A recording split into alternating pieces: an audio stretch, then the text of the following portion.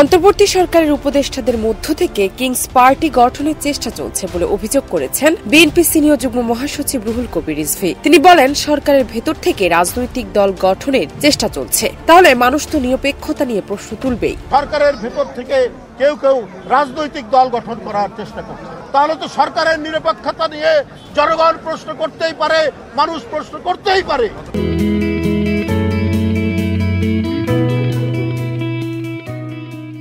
24 জানুয়ারি সকালে বনানী কবরস্থানে আরাফাত রহমান কোকোর 10তম মৃত্যুবার্ষিকী উপলক্ষে কবর জিয়ারত শেষে তিনি এই অভিযোগ করেন। বিএনপির এই জ্যেষ্ঠ নেতা বলেন, এই সরকার বিভিন্ন প্রশাসনিক নিয়োগের ক্ষেত্রেও বিশেষ কোনো রাজনৈতিক দলকে প্রাধান্য দিচ্ছে। এগুলো ঠিক করতে হবে, না করলে অন্তর্বর্তী সরকার নিয়ে মানুষের ধারণা পাল্টে যাবে। কারণ বর্তমান মানুষের ধারণা এটি একটি নিরপেক্ষ সরকার।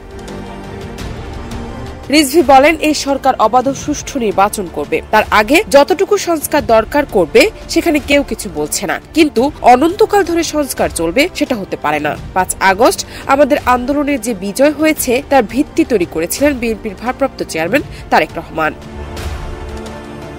1-11 ইস্যুতে বিএনপির নেতা বলেন, কিসের ভয় দেখান যে 1-11 পুনরাবৃত্তি হবে? উপদেষ্টারা কি বিজ্ঞ লোকদের রাজনীতি শেখাতে চায়?